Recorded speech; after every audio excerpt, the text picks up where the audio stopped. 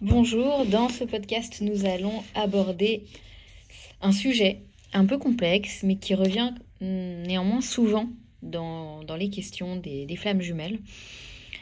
Il s'agit de la polarité chaser-runner, c'est-à-dire la double polarité. Il est vrai que nous avons une prédominance en termes de polarité, soit nous avons plus une tendance chaser, soit nous avons plus une tendance runner, mais parfois, certaines personnes se reconnaissent dans les deux polarités et ont un petit peu du mal à se retrouver pour savoir réellement qui ils sont, de quel côté ils se trouvent. Alors, pour rappel, bien évidemment, comme vous le savez, mais on fait toujours une petite piqûre de rappel pour les personnes qui tomberaient sur notre chaîne. Le runner, c'est bien celui qui fuit.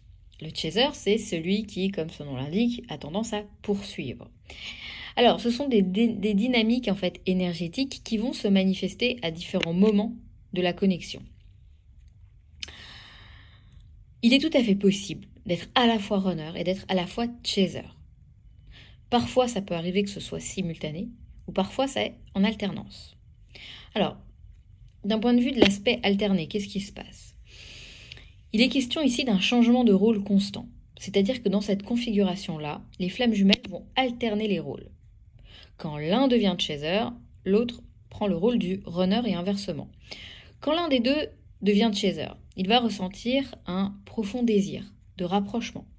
Il va chercher à communiquer ou va même parfois essayer de forcer une reconnexion. Parce que dans ces moments-là, il va ressentir cette quête d'union. Quand l'autre devient runner, à son tour, il va ressentir la peur ou l'insécurité face à cette intensité, face à ce que représente l'autre, ce que pourrait représenter l'autre dans sa vie concrètement. Du coup, c'est ce qui va le pousser à se retirer ou à éviter la relation, parfois en conscience, parfois pas du tout. Donc au fil du temps, on voit que ces rôles peuvent s'inverser. Parce que les émotions, les blessures, les peurs de chacun des deux partenaires va venir se refléter à chaque fois l'une dans l'autre. Par exemple, il est possible que parfois on puisse ressentir un besoin profond d'établir un lien avec l'autre, mais que l'on ressente ensuite une peur d'être rejeté et de ne pas être prêt. Du coup, on peut avoir des personnes qui se considèrent comme étant chaser et qui ont hyper envie de reconnecter leurs jumeaux ou leurs jumelles, mais la crainte de ne pas être reçu comme il faut, ou d'être rejeté, ou qu'on trouve porte close, nous empêche de pouvoir passer à l'action. Et du coup, on va se retrouver dans une position où on va avoir besoin de se retirer. Pourtant, cette attitude-là va pouvoir générer chez le jumeau une envie, au contraire. Mais c'est énergétique, c'est-à-dire que on n'est pas forcément conscient de cela, mais il peut y avoir quelque chose qui va se produire énergétiquement chez le jumeau, où tout d'un coup, il va ressentir ce besoin de rentrer en contact. Il se peut également que les deux jumeaux soient simultanément runner et chaser. Dans ce cas, les flammes jumelles vont vivre ce qu'on peut caractériser comme une contradiction interne.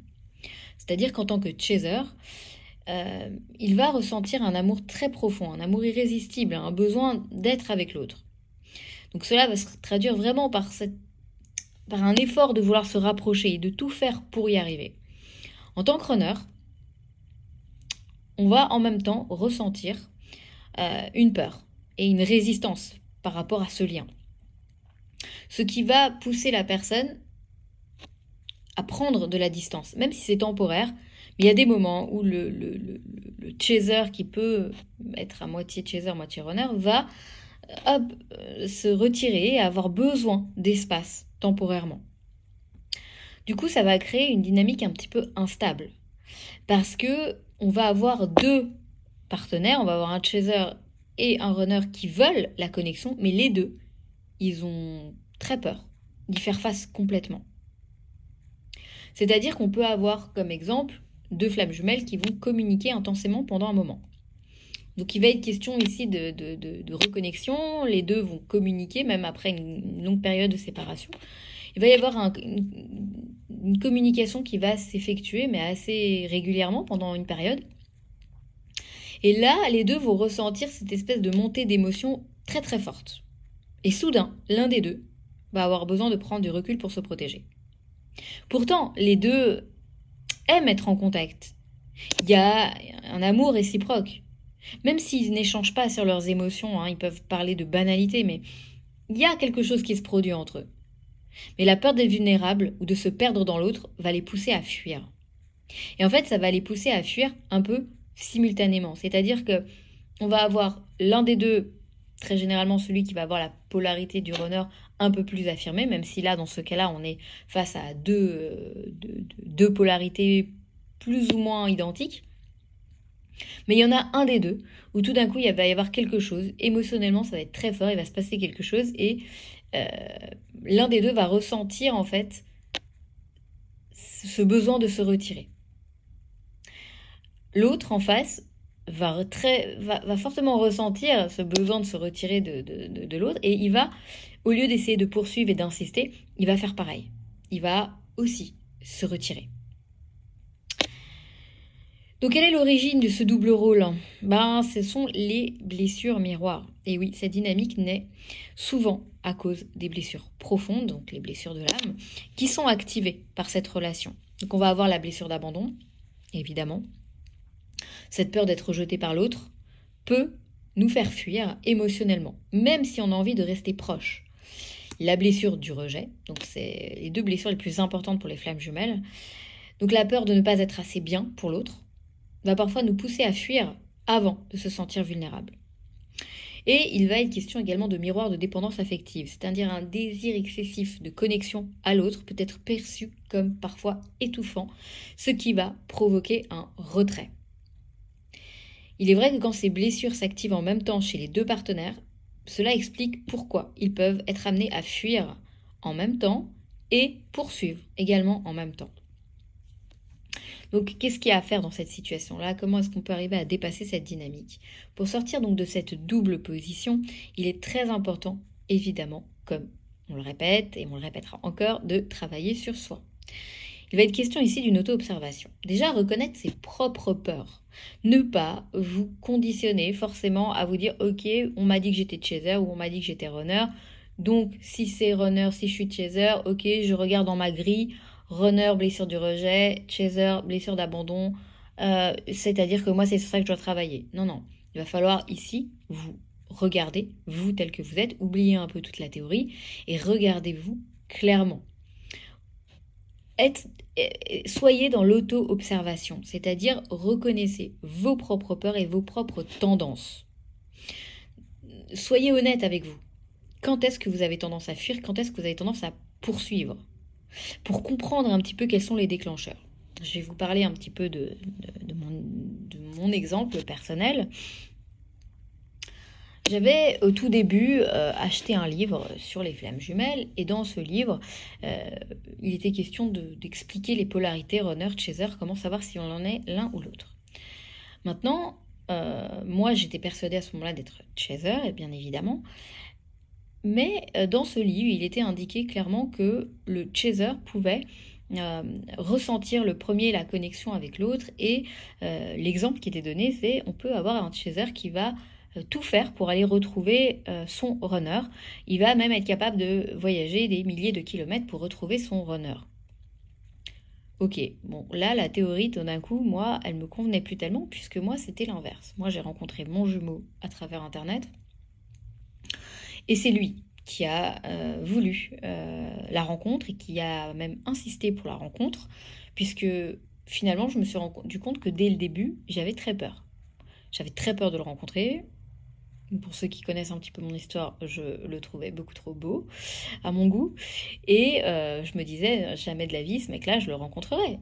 Pour sûr, ça va pas le faire. Et puis, je veux pas me sentir rejetée par cet homme-là. Donc, ma blessure de manque de confiance en moi, de peur de l'abandon, du rejet, etc., tout était réactivé dès le début. Et monsieur, tranquille, sur son beau cheval blanc, il a décidé de débarquer pas en cheval, mais en avion pour le coup. Et puis avant même que je lui donne mon OK, c'est-à-dire qu'on devait s'entendre pour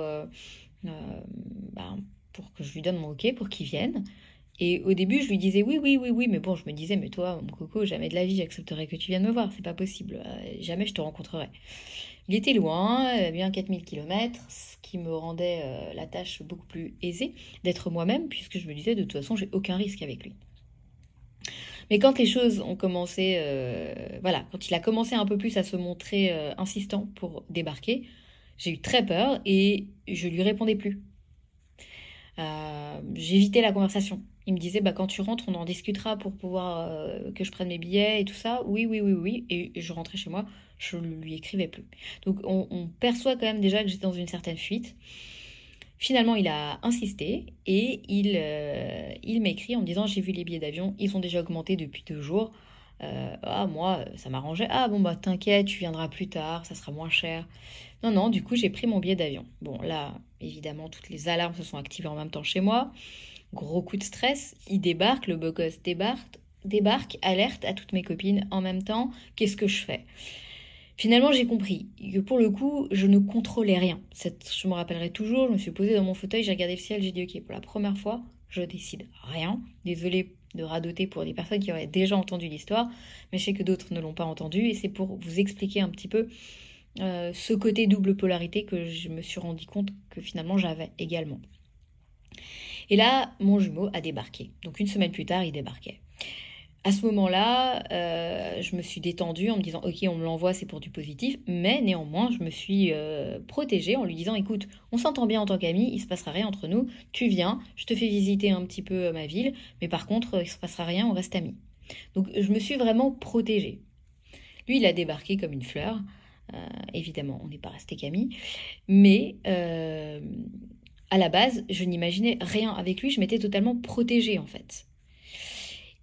Et là, pour le coup, j'ai compris que dans l'exemple de ce bouquin, ça collait pas. Ça collait pas, parce que au final, je me suis dit, non mais en vrai c'est moi qui suis chaser, c'est moi qui suis conscient du lien, c'est moi qui ai voulu après le retrouver une fois qu'on s'est séparés. Et c'est lui qui tout ce qui m'a exprimé par la suite collait mot pour mot à la définition du runner. Mais je me suis rendu compte que à tour de rôle, j'étais tantôt chaser, tantôt runner. Donc à ce moment-là, j'étais runner dès le début. Après, je suis devenue chaser quand j'ai voulu une relation avec lui.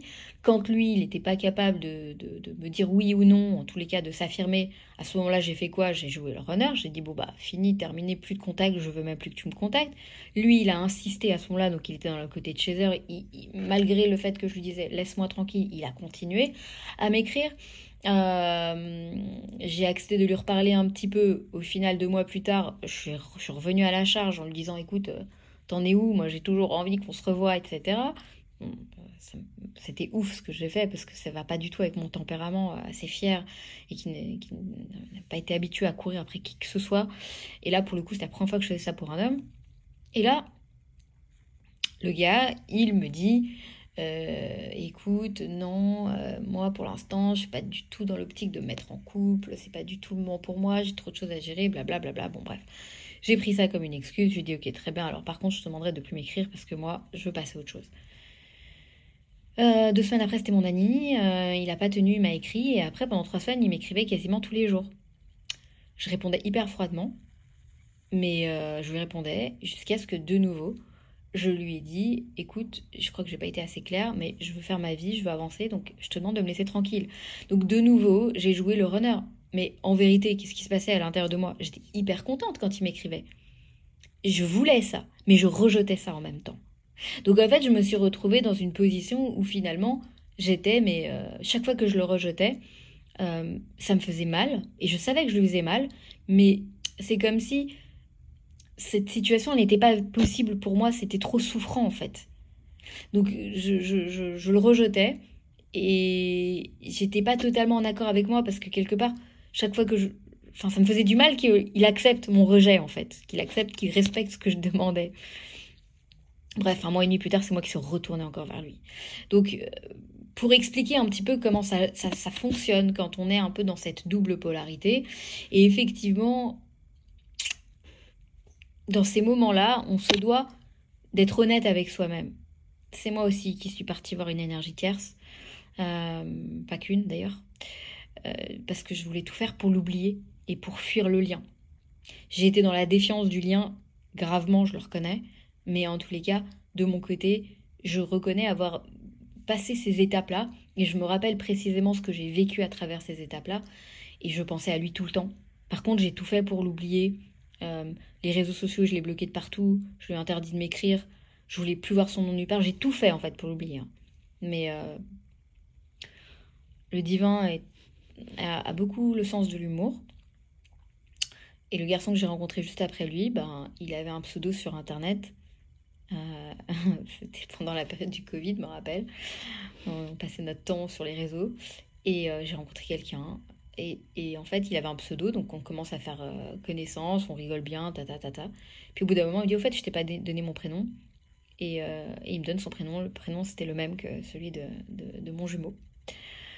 Bref, c'est que des choses comme ça. En fait, on a tout fait pour que je ne puisse pas l'oublier. Et quand j'ai voulu le bloquer vraiment de partout pour ne plus entendre parler de lui, ne plus penser à lui, c'est toutes les nuits, à travers les rêves, qu'il était présent pour moi. Donc, je sais ce que c'est que de fuir le lien, je sais ce que c'est que de le défier, de vouloir aller voir ailleurs, de vouloir tout faire pour l'oublier. Je peux vous garantir que ça marche pas. Alors là, au contraire, ça n'a fait que s'intensifier. Donc concrètement, pour revenir à comment dépasser cette dynamique, il faut être dans l'auto-observation et être dans l'honnêteté vis-à-vis de soi. On doit travailler sur cette guérison personnelle, on doit faire face aux blessures d'abandon, aux blessures du rejet et à toutes sortes de dépendances pour arriver au mieux à stabiliser notre propre énergie. Il est question ici de trouver un équilibre intérieur, c'est-à-dire arriver à cultiver un amour propre et surtout une indépendance émotionnelle, pour ne plus dépendre de la validation de l'énergie de l'autre.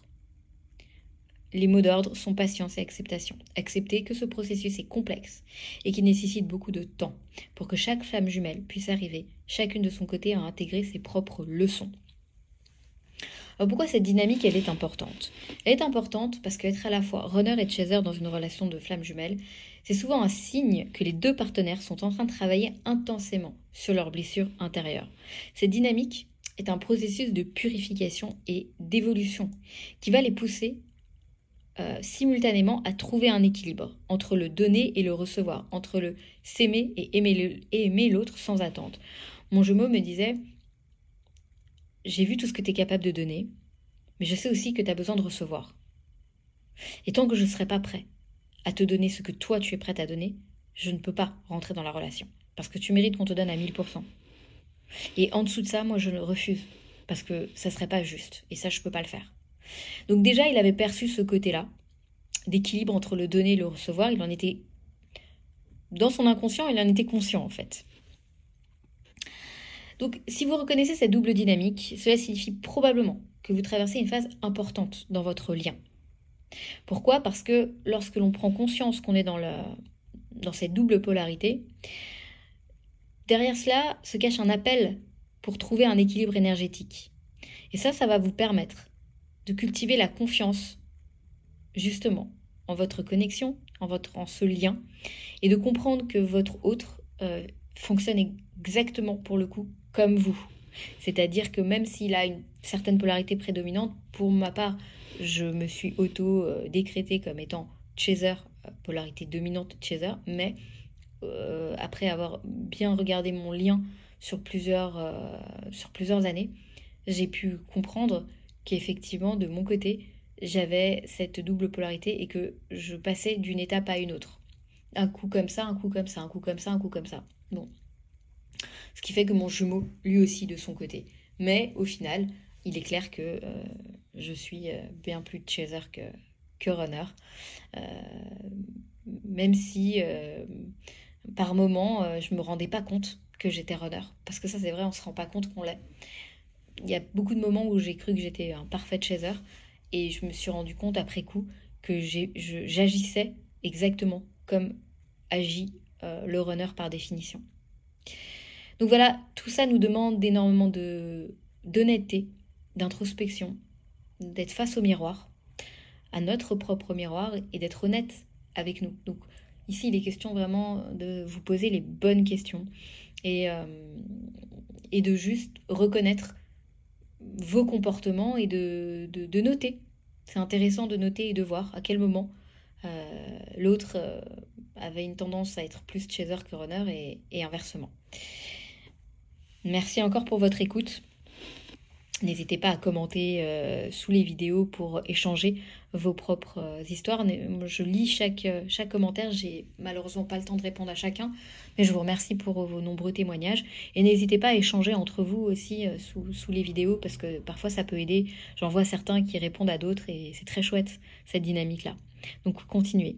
Je vous embrasse bien fort et je vous dis à très vite.